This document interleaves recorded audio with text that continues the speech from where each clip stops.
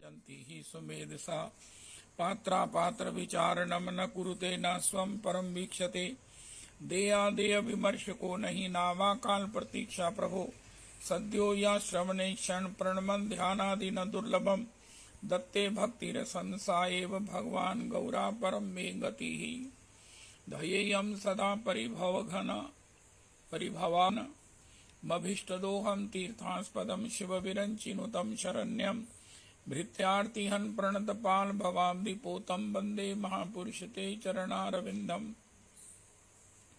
त्यक्त्वा सुदुस्त्यज्य सुरेप्सित राज्य लक्ष्मीं धर्मिष्ठाय वचसा यदगादारण्यम माया मृगम दैत्येप्सित मन बधावल वंदे महापुरुष ते चरणारविंदम आपदामपहर्तारं दातारं सर्वसंपदां लोकाभिरामं श्रीरामं भूयो भूयो नमाम्यहम् कृष्णाय वासुदेवाय हरये परमात्मने प्रणतक्लेशनाशाय गोविन्दाय नमो नमः कृष्णाय वासुदेवाय देवकीनन्दनाय च नन्दगोपकुमाराय गोविन्दाय नमो नमः सच्चिदानंद रूपाय विश्वोत्पत्त्यादि हेतवे तापत्रय विनाशाय श्री कृष्णाय वयं नमः नमो धर्माय महते नमः कृष्णाय वेदसे ब्राह्मणेभ्यो नमस्कृत्य धर्मानुवक्ष्ये सनातना नारायणं नमस्कृत्य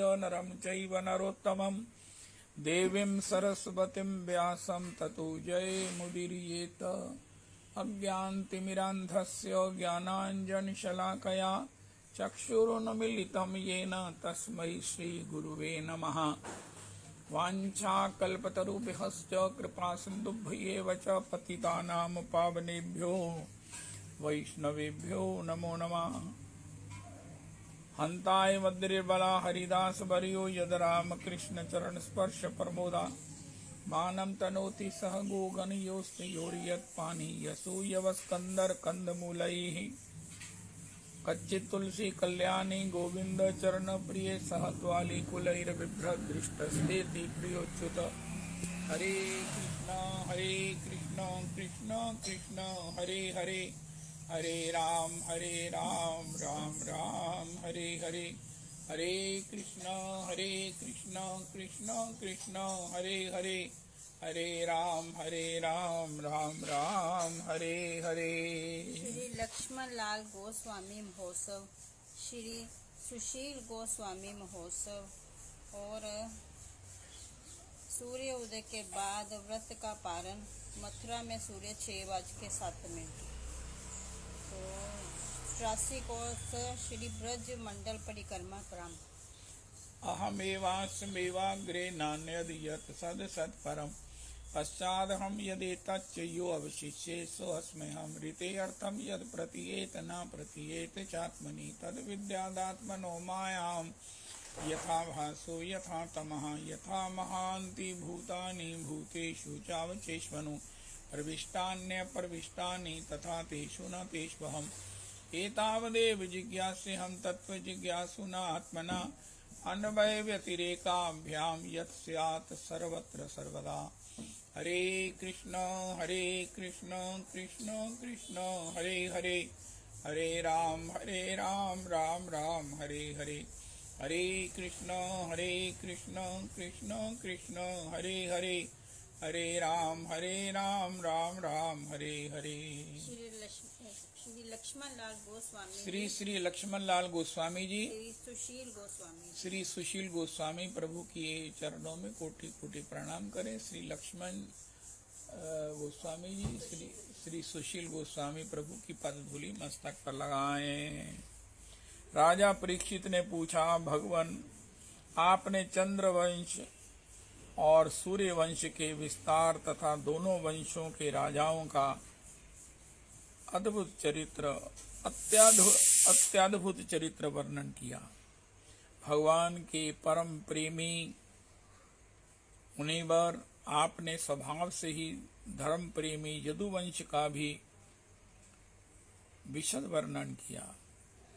हे प्रभु, अब कृपा करके उसी वंश में अपने अंश श्री बलराम जी के साथ अवतीर्ण हुए भगवान श्री कृष्ण का पवित्र परम पवित्र चरित्र भी हमें सुनाइए।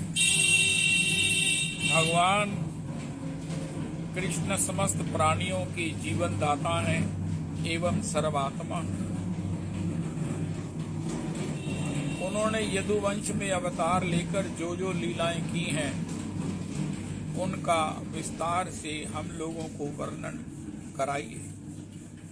जिनकी तृष्णा की प्यास सर्वदा के लिए बुझ चुकी है, वे जीवन मुक्त महापुरुष जिसका पूर्ण प्रेम से अतृप्त रहकर गान किया करते हैं, मुमुक्षु जनों के लिए जो भवरोग का रामबाण औषध है तथा विषयी लोगों के लिए भी उनके कान और मन को परम आह्लाद देने वाला है। भगवान श्री कृष्णचंद्र के ऐसे सुंदर सुखद रसीले गुणानुवाद से पशुघाती अथवा आत्मघाती मनुष्य के अतिरिक्त और ऐसा कौन है जो विमुख हो जाए, उससे प्रीति ना करे। श्री कृष्ण तो मेरे कुल देव ही हैं। जब कुरुक्षेत्र में महाभारत युद्ध हो रहा था और देवताओं को भी जीत लेने वाले भीष्म पितामह आदि अतिरथियों से मेरे दादा पांडवों का युद्ध हो रहा था, उस समय कौरवों की सेना उनके लिए अपार समुद्र के समान थी, जिसमें भीष्म आदि वीर बड़े बड़े मच्छों को भी निगल जाने वाले तिमिंगिल मच्छों की भांति, तिमिंगल मच्छों की भांति भय उत्पन्न कर रहे थे। परंतु मेरे स्वनाम धन्य पितामह भगवान श्री कृष्ण के चरण कमलों की नौका का आश्रय लेकर उन समुद्र को अनायास ही पार कर गए। ठीक वैसे ही जैसे कोई मार्ग में चलता हुआ स्वभाव से ही बछड़े के खुर का गड्ढा पार कर जाता है।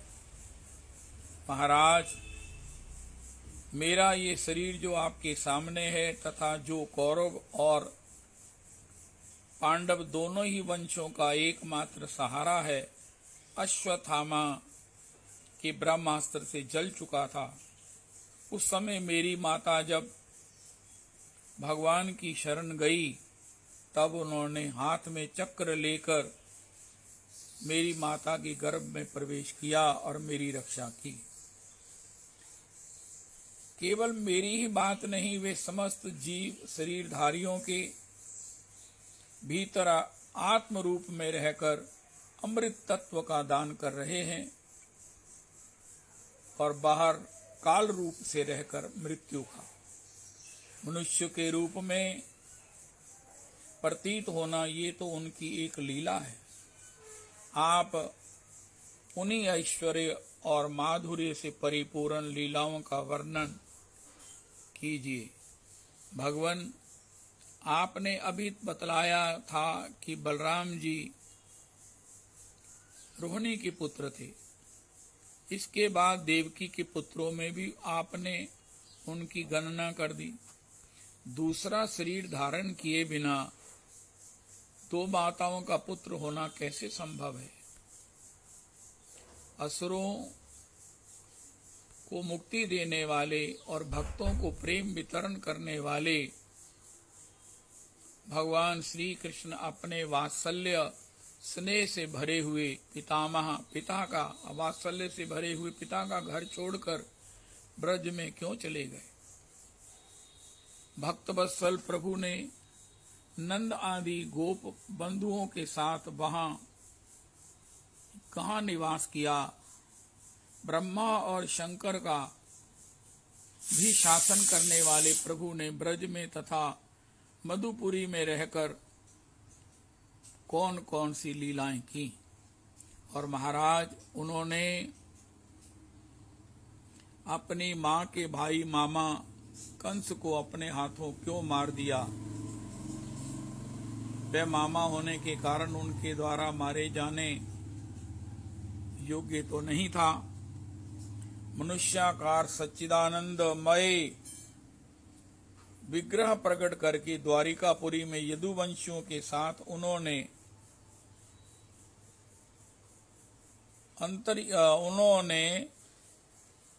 समस्त देहधारियों के अंतःकरण में अंतर्यामी रूप से स्थित भगवान उनके जीवन के कारण हैं तथा बाहर काल रूप से। इस प्रकार श्री परीक्षित पूछ रहे हैं। परीक्षित अपने बड़े अनुभवी हैं और अपने अनुभवों के माध्यम से ये सब चर्चाएं भगवान से जिज्ञासा कर रहे हैं। भगवान मनुष्याकार सच्चिदानंदमय विग्रह प्रकट करके द्वारिकापुरी में यदुवंशियों के साथ उन्होंने कितने वर्षों तक निवास किया और उन सर्वशक्तिमान प्रभु की पत्नियां कितनी थी? मुने, मैंने श्री कृष्ण जितनी लीलाएं पूछी हैं और जो नहीं पूछी हैं वे सब मुझे आप विस्तार से सुनाए, क्योंकि आप सब कुछ जानते हैं और मैं बड़ो श्रद्धा के साथ उन्हें सुनना चाहता हूं। भगवान, अन्न की तो बात ही क्या, मैंने जल का भी परित्याग कर दिया है, फिर भी वह असह्य भूख प्यास जिसके कारण मैंने मुनि के गले में मृत सर्प डालने का अन्याय किया, मुझे तनिक भी नहीं सता रही है, क्योंकि मैं आपके मुख कमल से झरती हुई भगवान की सुधामयी लीला कथा का पान कर रहा हूं। सूत जी कहते हैं, शौनक जी, भगवान के प्रेमियों में अग्रगण्य एवं सर्वज्ञ श्री सुखदेव जी महाराज ने परीक्षित का ऐसा समीचीन प्रश्न सुनकर, जो संतों की सभा में भगवान की लीला के वर्णन का हेतु हुआ करता है, उनका अभिनंदन किया और भगवान श्री कृष्ण की उन लीलाओं का वर्णन आरंभ किया जो समस्त कलिमलों को सदा के लिए धो डालती है। भगवान की ही लीलाएं हैं जो कली काल के सभी मलों को धो डालती हैं। श्री सुखदेव जी ने कहा, भगवान की लीला रस के रसिक, राजर्षे, तुमने जो कुछ निश्चय किया है वह बहुत ही सुंदर और आदरणीय है। वाह वाह वाह वाह, क्योंकि सबके हृदयाराध्य श्री कृष्ण की लीला कथा श्रवण करने से तुम्हें सहज एवं सुदृढ़ प्रीति प्राप्त हो गई है। भगवान श्री कृष्ण की कथा के संबंध में प्रश्न करने से ही वक्ता, प्रश्नकर्ता और श्रोता तीनों ही पवित्र हो जाते हैं। जैसे गंगा जी का जल या भगवान शालिग्राम का चरणामृत सभी को पवित्र कर देता है। परीक्षित, उस समय लाखों दैत्यों के दल ने घमंडी राजाओं का रूप धारण कर लिया, अपने भारी भार से पृथ्वी को आक्रांत कर रखा था। उससे त्राण पाने के लिए वह ब्रह्मा जी की शरण में गई। पृथ्वी ने उस समय गौ का रूप धारण कर रखा था। उसके नेत्रों से आंसू बह बह कर मुख पर आ रहे थे। उसका मन तो खिन्न था ही, शरीर भी बहुत कृश हो रहा था। वह बड़े करुण स्वर से रंभा रही थी। ब्रह्मा जी के पास जाकर उसने उन्हें अपनी पूरी कष्ट कहानी सुनाई। ब्रह्मा जी ने बड़ी सहानुभूति के साथ उसकी दुख कथा सुनी। उसके बाद वे भगवान शंकर स्वर्ग के अन्य प्रमुख देवता तथा गौ के रूप में आई हुई पृथ्वी को अपने साथ लेकर क्षीर सागर के तट पर गए। भगवान देवताओं के भी आराध्य देव हैं। वे अपने भक्तों की समस्त अभिलाषाएं पूरी करते और उनके समस्त क्लेशों को नष्ट करते। वे ही जगत के एकमात्र स्वामी हैं। क्षीर सागर के तट पर पहुंचकर ब्रह्मा आदि देवताओं ने पुरुष सूक्त के द्वारा उन्हीं परम पुरुष सर्वंतर्यामी प्रभु की स्तुति की। स्तुति करते करते ब्रह्मा जी समाधिस्थ हो गए। उन्होंने समाधि अवस्था में आकाशवाणी देवताओं से कहा। उन्होंने समाधि अवस्थाओं में आकाशवाणी सुनी। इसके बाद जगत के निर्माणकर्ता ब्रह्मा जी ने देवताओं से कहा, देवताओं, मैंने भगवान की वाणी सुनी है, तुम लोग भी उसे मेरे द्वारा अभी सुन लो और फिर वैसा ही करो। उसके पालन में विलंब नहीं होना चाहिए। भगवान को पृथ्वी के कष्ट का पहले से ही पता है, पहले से ही पता है। हो पहले से ही पता है। वे ईश्वरों के भी ईश्वर हैं। अतः अपनी काल शक्ति के द्वारा पृथ्वी का भार हरण करते हुए वे जब तक पृथ्वी पर लीला करें तब तक तुम लोग भी अपने अपने अंशों के साथ यदुकुल जन्म लेकर उनकी लीला में सहयोग दो। बड़ी अद्भुत बात है।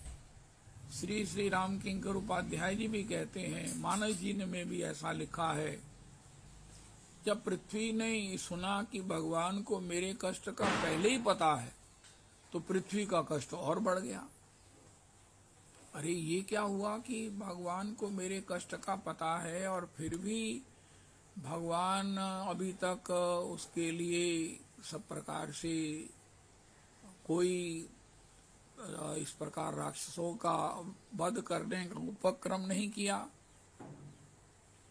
तो उसका यही उत्तर बनता है कि जीव को महर्षि हमारे जो कहते हैं, देखो भागवत जी का एक अद्भुत फंडामेंटल जो एक बेसिक चिंतन है जिसके बिना हम समाधिस्थ नहीं हो सकते, बड़ी विनम्रता से, वो ये है कि अधर्म भगवान की पीठ से पैदा हुआ है। जब विराट की उत्पत्ति की चर्चा हुई है तो धर्म भगवान के उरु से प्रकट हुआ, अधर्म भगवान की पीठ से पैदा हुआ है। अब अधर्म का नाश हो ये कहना अपने को कितने बड़े भ्रम में डालने वाला है। कभी भी जीव का कष्ट निवृत्त नहीं होगा, कभी भी उसकी आलोचना, खंडन, उसकी निंदा, उसका ऊपर आक्षेप ये खत्म नहीं होगा और यही अपराध बनता है। भागवत जी के 10वें स्कंद के शुरू में ही कह दिया गया कि पृथ्वी बजे तेरे इस कष्ट का पता है, पृथ्वी को कह दो, लेकिन अब तुम मेरी शरण में आई हो तो मैं इसके लिए उन असुरों का वध करूंगा, पृथ्वी का भार हरण करूंगा। क्योंकि हमारे गुरुदेव प्रभु कहते हैं भगवान ने किसी देवता के लिए प्रकट हुए हो, जन्म लिया हो, ऐसी तो भागवत जी में कहीं भी कोई कथा नहीं है। भगवान तो दुष्टों के विनाशार्थ वध करने के लिए प्रकट होते हैं। दुष्ट ही वो कारण है जिसके लिए भगवान प्रकट होते हैं, उनकी निवृत्ति आत। तो भगवान की जो अवतारना है, भगवान का जो अवतार है वो दुष्टों के नाश के लिए होता है। अधर्म की वृद्धि जब होती है, सब लोग जब उसके द्वारा सब प्रकार से व्यथित होते हैं, तो भगवान अवतार लेकर हरहि भगवान सज्जन पीड़ा, यही सृष्टि का क्रम है। इसके लिए हम अपना जीवन में कोई भी हमारे आसपास, हमारे परिचय में, कहीं भी राज्य में, देश में, विदेश में कहीं भी अधर्म हो रहा है, सब समय हो रहा, आज भी हो रहा है। सबसे बड़ी बात यह है कि जब भगवान रघुनाथ जी थे तो भी रावण इत्यादि हैं, मरीच हैं, सुबाहु हैं, ताड़का हैं, विश्वामित्र जी हैं जो उनको अपने वचन के श्राप से भस्म कर सकते हैं, सब कुछ है। सतयुग में प्रहलाद जी हैं, महाभागवत हैं, भागवताचार्य हैं, लेकिन हिरण्यकश्यप हैं। बलि देवताओं का राज्य जीत लेते हैं, देवता दुखी हो जाते हैं।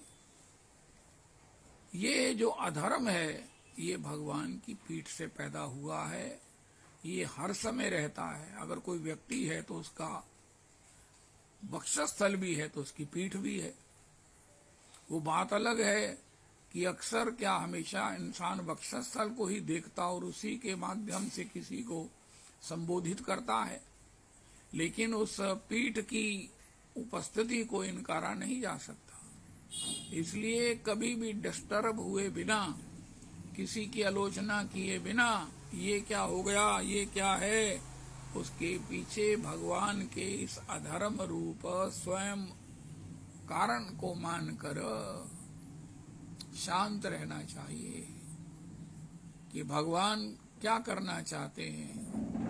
भगवान की लीला का जो प्रयोजन है वो संतों का उद्धार, संरक्षण और दुष्टों का नाश करना है।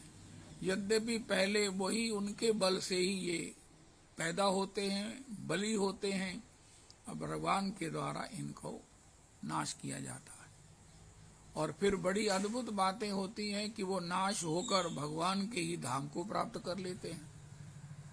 ये मोक्षकामी जिस धाम को प्राप्त करते हैं, भगवान के हाथों मारे गए, भगवान से विरोध करने वाले ये राक्षस भी उसी धाम को प्राप्त करते हैं। तो इसलिए भगवान इनके माध्यम से ये बात भी प्रकट करते हैं कि भैया मुझसे संबंध बनाओ, चाहे शत्रु का भी क्यों ना हो। मेरे भजन में कोई आग्रह नहीं है कि आप अनुकूलता से करो। अनुकूलता से तो करना ही चाहिए, क्योंकि इसके बिना प्रेम नहीं होगा और प्रेम के बिना रस नहीं होगा। अनुकूलेन भक्ति, प्रतिकूलेन मुक्ति। लेकिन मुक्ति तो प्रतिकूल रहने वालों को भी हो जाएगी। तो ये भगवान की लीला है, क्राइटेरिया ऑफ लीला है। इसको भगवान के चरणों में निष्ठा के माध्यम से शांत रहकर भगवान का भजन करना चाहिए। ये हमारी एक परीक्षा है, ये हमारे भजन की उत्साह की, हमारे भजन की एक निष्ठा का प्रमाण है कि हम अपने जीवन में कहीं भी ऐसा हो रहा अधर्म देखकर उससे निवृत्ति के लिए प्रयास तो करें, लेकिन उसकी आलोचना करके, उसके लिए आक्षेप करके, उसकी निंदा करके हम परोक्ष में भगवान के इस पीठ के रूप में अवतार अधर्म का निंदा नहीं कर सकते। महाराज श्री कहते हैं, मैंने श्री श्री धर्म सम्राट करपात्री जी को भी ये कहा, अगर वो उनका पॉलिटिक्स में इंटरेस्ट नहीं होता तो आज के युग के वो साक्षात भगवान श्री श्री करपात्री जी महाराज। उन्होंने कहा, नहीं गोस्वामी जी, तुम इसके विषय में आग्रह ना करो। महाराज श्री कहते, मैंने कहा श्री करपात्री जी से, प्रभु जी ये आप धर्म की जय हो, अधर्म का नाश हो कैसे कह सकते हो? लेकिन धर्म सम्राट प्रभु नहीं माने। हमारे यहाँ इस प्रकार का घोषणा नहीं होती। धर्म की जय हो तो होती है, धर्म की जय हो ये तो ठीक है, लेकिन अधर्म का नाश हो ये हमारे यहाँ नहीं होता। श्री श्री विवेकानंद जी के यहाँ भी जब सप्ताह जी हुआ या उनके यहाँ सत्संग होता है तो यही चर्चा होती है, धर्म की जय हो, अधर्म का नाश हो। नहीं नहीं, श्री विवेकानंद प्रभु के चरणों में मैंने निवेदन किया, उन्होंने बंद करा दिया, अधर्म का नाश हो ये नारा नहीं लगाना, क्योंकि धर्म और अधर्म दोनों ही इस सृष्टि को चलाने के कारण हैं। समाधि का एक विषय है, अहमेवासमेवाग्रे नान्यद यत् सद सत परम, पश्चात हम यदि तच्च यो अवशिष्येत सो अस्मै हम। इस सृष्टि के भीतर जो सद है और जो असद है वो दोनों मैं हूं। असद की सत्ता भी मेरे बिना नहीं है, असद की सत्ता भी मेरे बिना नहीं है। अब ये बात अगर डाइजेस्ट हो जाती है वैष्णवों को, तो वो किसी भी प्रकार से व्यथित होने से और निंदक होने से बच जाते हैं। ये पता नहीं भगवान इनके द्वारा क्या लीला करवा रहे हैं। अब कंस के द्वारा प्रथम पुत्र को छोड़े जाने पर नारद जी ने कहा, रे नारद जी ने देवताओं को जाकर कहा, रे भैया ये सब अपने बेडिंग से पैक कर लो, पैक किए हुए खोल लो। उनका महाराज ब्रह्मा जी ने हमको कहा था तुम देवता अपनी पत्नियों के साथ धरती पर अवतार लो तो भगवान की सेवा में रहो। भगवान श्री किशोरी जी के साथ प्रकट होने वाले हैं, लेकिन उनका वो कैंसल हो गया है भगवान का अवतार। अरे देवताओं ने कहा, अरे देवियों ने कहा अवतार कैंसल हो गया, ये कोई प्राकृतिक क्रिया थोड़ी थी जो कैंसिल हो सकती है। भगवान का अवतार कैंसिल नहीं हो सकता, लेकिन इनका ये होना पड़ेगा कैंसिल। क्यों? दुष्ट के हृदय में दया आ गई है, दुष्ट के हृदय में दया आ गई है। तब नारद जी कुछ कीजिए, नारद जी कुछ कीजिए। भगवान के अवतार का जो सुख है इस दुष्ट के त्रास से भी वो कई गुना सुखकारी है। इंस्टेड जब दुख का हम उपयोग नहीं करते हैं, भगवान के भजन में उस पीड़ा का विनियोग नहीं करते हैं, ये कठिन बात है, ये कहने की ही बात है, लेकिन इसका कोई समाधान और है भी नहीं है। कोई ऐसा भक्त नहीं है। श्री अब माधव दास जी भगवान के कितने लाडले हैं, जिनके लिए भगवान अपना रजाई उड़ा देते हैं। श्री लक्ष्मी जी की रजाई भी उड़ा देते हैं। और फिर महाराज अब तो ये किसी जीव को स्पर्श हो गई, ये नहीं बनेगी। भगवान ने कहा नहीं, मैं तो यही रजाई धारण करूंगा। उनका महाराज आप ऐसा क्यों करेंगे? उनका आपको मालूम नहीं है कि माधव दास जी के उड़ी हुई इस रजाई में उनके भजन की मुझे सुगंध आती है। लेकिन ऐसे माधव दास जी की भी पिटाई हो गई। पहले स्वर्ण का थाल जो भगवान ने ही अपने गर्भ मंदिर से चुराकर माधव दास जी को दिया, उसके कारण पिटाई हो गई। फिर कटहल के फलों के चोरी के माध्यम से माधव दास जी को बांधकर राजा के सामने पेश किया गया। इसको स्पोर्ट्स स्पिरिट से, जैसे कोई संसार में गेम में हार जाता है वो उसको स्पोर्ट्स स्पिरिट से लेता है। ये खेल है, इसमें हार जीत तो होती है। वो उसको प्रेस्टीज का इशू नहीं बना लेता है कि अगर मैं हार गया तो मैं तो महाराज या तो एजिटेटेड हो जाऊंगा या हाकियों से इनकी भी पांव तोड़ दूंगा और या खुद मर जाऊंगा। नहीं नहीं नहीं, उसको स्पोर्ट्स स्पिरिट से लेना चाहिए। इसी प्रकार संसार को भी हल्के से लेना चाहिए। ये हल्के से लेने वाला, उत्साह देने वाला वो भजन है। हमारे भजन में जो स्टेट वे बिल्कुल चिंतन नहीं है, उसमें कहीं ना कहीं बाधा आ जाती है। उसकी निवृत्ति के लिए भगवान ने इस प्रकार की चर्चा की। ब्रह्मा जी ने कहा, देवी भगवान को तुम्हारे कष्ट का पहले ही पता है, क्योंकि वो कष्ट के कारण भी वो हैं, कष्ट की सत्ता के कारण भी वो हैं। हो। जैसे अभी हमने सुना कि माधव दास जी के लिए उनके पंडा पुजारी वृंद उनको पीट रहे हैं, कटहल के वो रक्षक जो हैं, लेकिन उन्हें ऐसा लग रहा है कि उनके ऊपर फूल बरसाए जा रहे हैं। जब पहले पुजारियों ने पीटा तब भी उनको ऐसा लग रहा था। ये भक्ति की महिमा प्रकट करने के लिए है, या भगवान का अपना ही कोई आशय है। महाराज श्री एक बात सार बात कहते हैं, भैया कोई कहे भागवत जी, उनका हम एक अक्षर भी आज तक नहीं समझे। इदम इत्थम कही जाई न सोई, हरि अवतार हेतु जिमि होई। कोई कहे कि भगवान का अवतार क्यों होता है, हरि जन्म के हेतु अनेका श्रुति पुराणों में कहे गए हैं, लेकिन इदम इत्थम कही जाई न कोई सोई कि इसलिए ही होता है। कितने कारण है राम जन्म के हेतु, अनेका अनेका। ये क्यों है?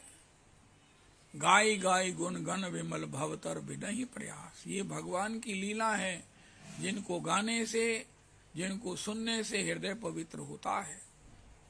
लेकिन उन लीलाओं की जो आधार भूमिका है वो ये है, अधर्म भी भगवान की पीठ से प्रकट हुआ है।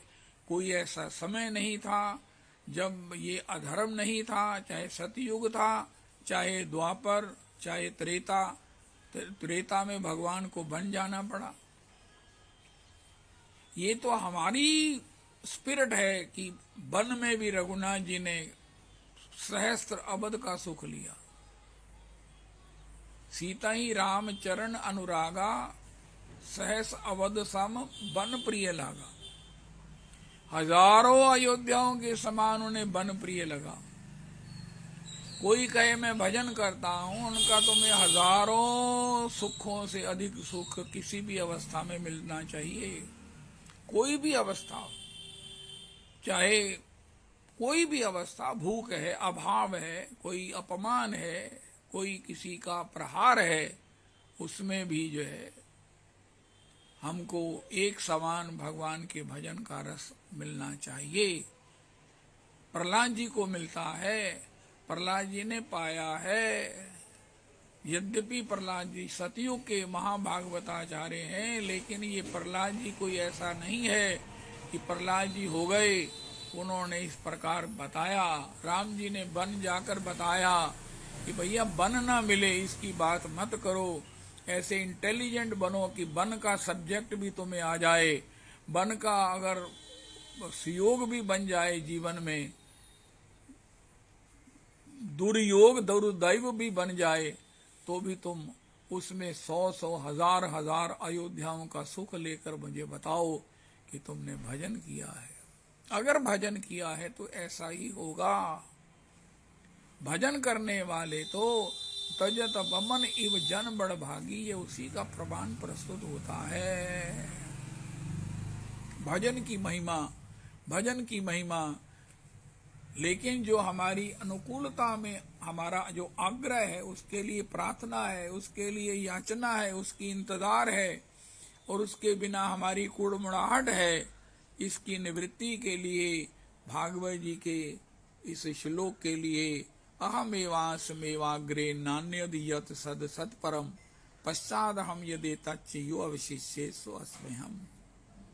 हमारे गुरुदेव प्रभु कहते हैं, महाराज बड़ी विपरीतता है, शरीर रोगी है, ये अभाव है, ये प्रभाव है, उनका स्वाभाविक है। महाराज जी कहते देखो इतने बड़े महापुरुष हैं, इतने प्रामाणिक आचार्य, उनका स्वाभाविक है ना। उनका हमारे स्वाभाविक है तो अस्वाभाविक क्या है? उनका स्वाभाविक है कि आप स्वस्थ हो।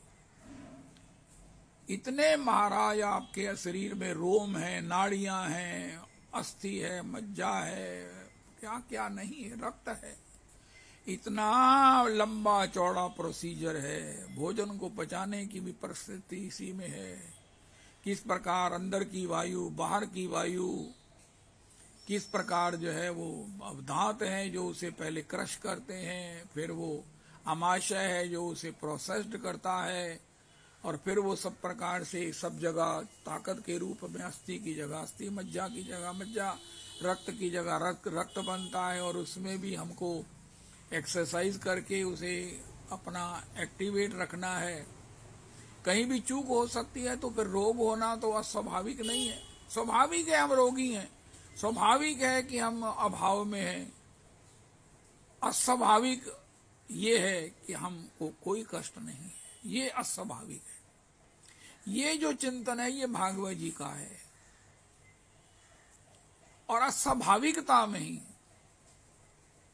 स्वाभाविकता में ही हमें भजन प्राप्त हो।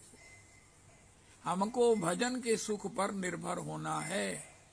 हम अपने इस अनुकूलता प्रतिकूलता के द्वंद्वों से ऊपर उठकर भजन हमें क्या करेगा, एक ऐसी सेफ हमें स्थिति प्रदान कर देगा कि ये दोनों हमें स्पर्श भी नहीं करेंगे।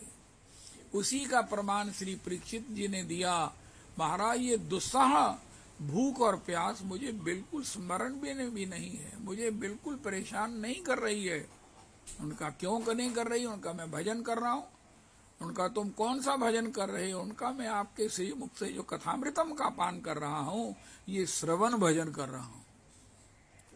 भगवान के नाम के द्वारा भी हम भगवान के नामामृत का पान करते हैं, और श्री परीक्षित श्री सुखदेव परमहंस के द्वारा श्री भगवान के कथामृतम का पान कर रहे हैं।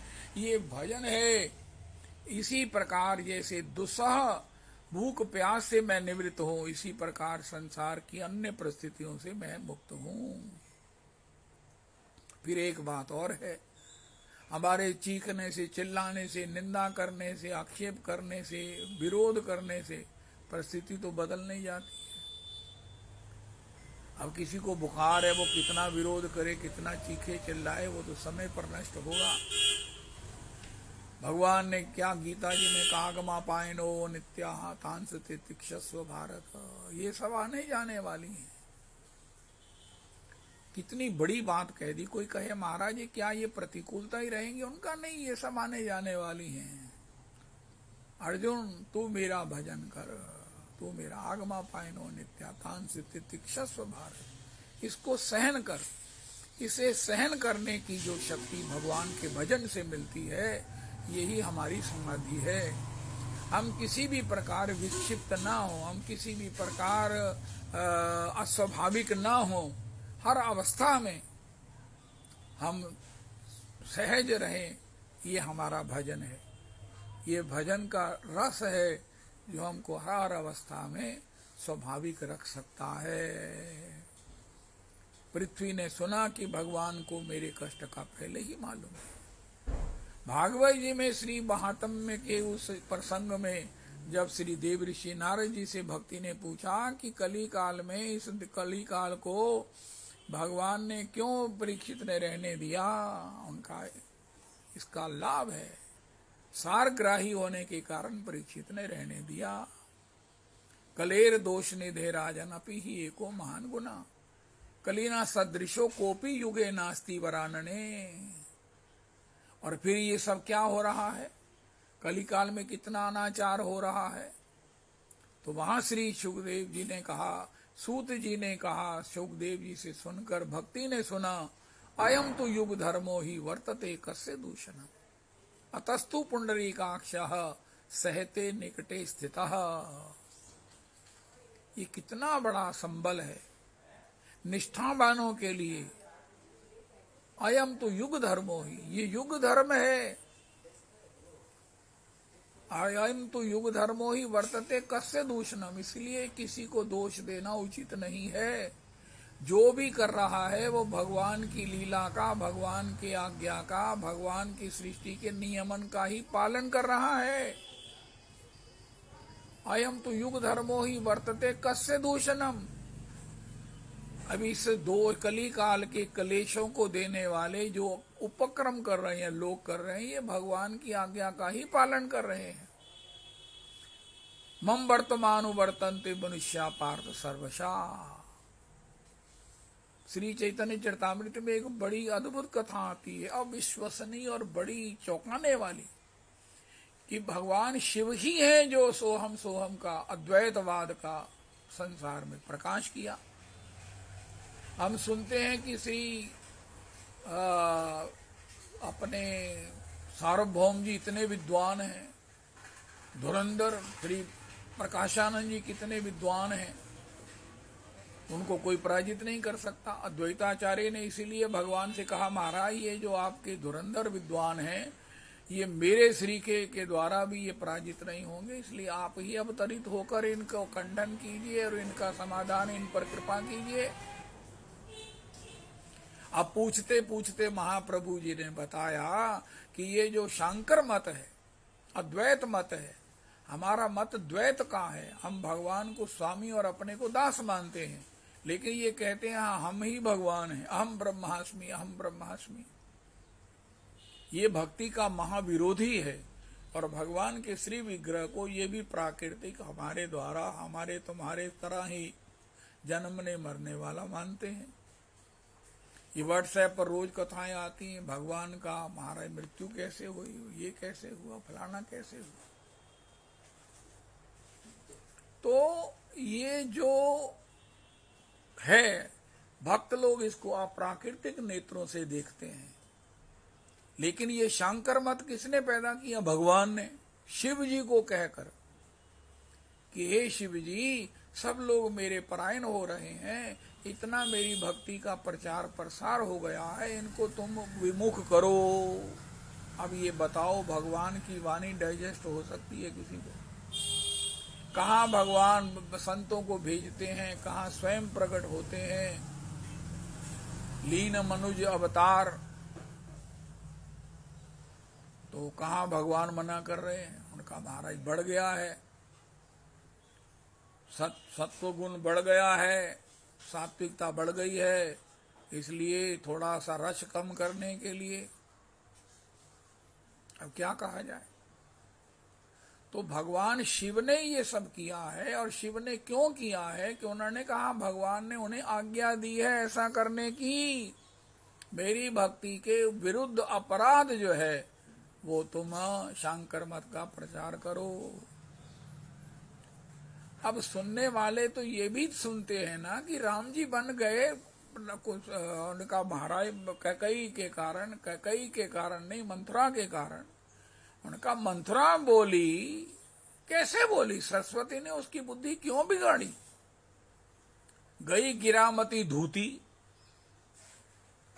सरस्वती ये वर्णानाम अर्थ संघानाम रसानाम छंदसामपि मंगलानाम च कर्तारौ वंदे वाणी विनायकौ। सरस्वती जी की वंदना है। वो सरस्वती गई गिरामती धूती। तो श्री श्री रामकिंकर जी महाराज कहते हैं, भरद्वाज जी ऋषि इत्यादि सारे सरस्वती के पास चले गए। उनका, देवी आप ये बुद्धि सुधारने वाली बिगाड़ने कब से लग गई है? ये तुमने सब किया है? उन्होंने कहा हाँ मैंने ही किया है। उनका क्यों किया? उनका तब कचुकीन राम रुखता की, राम जी ने मुझे आज्ञा दी कि तुम मथुरा के माध्यम से कैकई की बुद्धि बिगाड़ो, क्योंकि मुझे बन जाना है, मुझे उन संतों को सुख देना है और उनके संग का सुख लेना है। और सबसे बड़ी बात, किशोरी जी चित्रकूट में एकांत विहार करना चाहती हैं। महाराज जी कहते हैं चित्रकूट में और वृंदावन में कोई फर्क नहीं है, गिरिराज जी में, कामदगिरी में कोई फर्क नहीं है। ये दोनों भाई हैं, हिमालय के पुत्र हैं। तो इस प्रकार संतों से जब हम सुनेंगे, अब श्री किशोरी जी को वनवास होगा, कहाँ उनकी कोमलता की चर्चा होती है, कहाँ राम जी के कष्ट के विषय में भरत जी व्यथित होते हैं।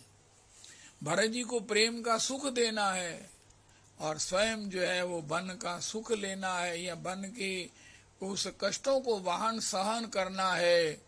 लेकिन इसके लिए कारण कौन है? न कैकई है, न मथुरा है, स्वयं राम जी हैं। तो फिर राम जी से पूछा आपने क्यों किया? उनका बस यही समझ लो कि मेरा वन में मुनि जन मिलन विशेष सुख का कारण रहस्य था। किशोरी जी की इच्छा से मैंने किया, क्योंकि किशोरी जी चित्रकूट का निर्माण करना चाहती थी। ब्रज रस बिन कहा रसिक गावते, प्रियालाल जी के इस विशेष माधुर्य रस के बिना रसिक लोग क्या गाते, इसलिए चित्रकूट की ये मधुर लीला प्रकट हुई। इन सब रहस्यों को सुनने के बाद समाधि लगना हो सकती है, समाधि लग सकती है। क्यों? राम कीन चाहि सोई होई, करे अन्य था अस नहीं कोई। होगा सोई जो राम रचि राखा, को करी तर्क बड़ा वही शाखा। करी गोपाल की सब होई, जो अपनो पुरुषार्थ माने अति झूठो है सोई। साधन यंत्र मंत्र उद्यम बल सब ही डारो धोई। जो कछु लिख राखी नंद नंदन मेट सके ना कोई। सूरदास स्वामी करुणामय श्याम चरण मन पोई। तो ये भागवत जी भक्ति ज्ञान के इस महायज्ञ, इसमें कर्म के 6 अध्याय नहीं है, 18 अध्यायों की तरह गीता जी में, लेकिन ज्ञान के और भक्ति के 6 स्कंद हैं, जिसके माध्यम से ज्ञान का आधार बनाकर अगर हम भक्ति करेंगे। आधार क्या है कि जो असद है वो भी भगवान के कारण ही सत्ता में है। ये भगवान की माया भी भगवान की शक्ति से ही सशक्त है। ये सबको दंडित करती है, लेकिन इसके पीछे तात्पर्य सबका भगवान को शरणागत होने के लिए है। ऐसा जानकर वैष्णव किसी भी विवाद में, किसी भी संवाद में, किसी भी अन्य प्रकार के उस तर्क वितर्क में न उलझ कर केवल भज गोविंदम भज गोविंदम गोविंदम भज मूढ़मते। भज गोविंदम भज गोविंदम गोविंदम भज मूढ़मते। भगवान का भजन ही सार बात है, सार बात है। जो कुछ हो रहा है ये भगवान की लीला है। ऐसा अगर हम देख सकें किसी के जीवन में भी और अपने जीवन में भी। जैसे अभी सुना कि कोई मर गया तो बड़े बड़े भाषण है, लेकिन अपने कुत्ता मरने पर भी महाराज गुरुजी बड़े व्यथित हो गए, संत व्यथित हो गए। तो उससे किसी का क्या जाता है? संत की व्यथा है अज्ञान के कारण। नहीं नहीं नहीं, ये भगवान की इच्छा है। जितना जिसका जीवन है, श्रीवास के प्रति अत्याधिक आदर बुद्धि प्रेम होने पर भी उसके पुत्र की भगवान ने रक्षा नहीं की। भगवान चाहते तो उसे जीवित कर सकते थे, लेकिन उसने कहा महाराज मैं आपके विधान, आपकी आज्ञा से ही इतने बड़े सुयोग में आपके दर्शन करता हुआ, आपके भक्तों के द्वारा हरिनाम सुनता हुआ आपके धाम जा रहा हूँ। ऐसा कहकर वो पुनरपि चला गया। भगवान ने कहा तुम्हारे पुत्र को तो हम नहीं लौटा पाए, लेकिन आज के बाद मैं और नित्यानंद तुम्हारे पुत्र हैं, सेवा करेंगे। इसलिए हरे कृष्णा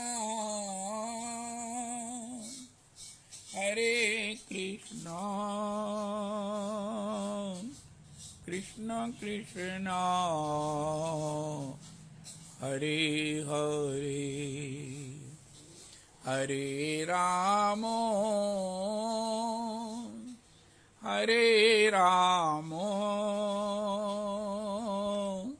राम रामो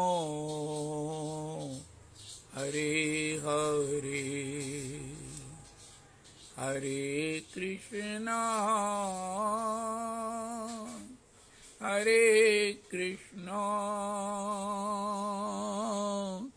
कृष्ण कृष्णा हरे हरे हरे रामो हरे रामो राम रामो हरे हरे।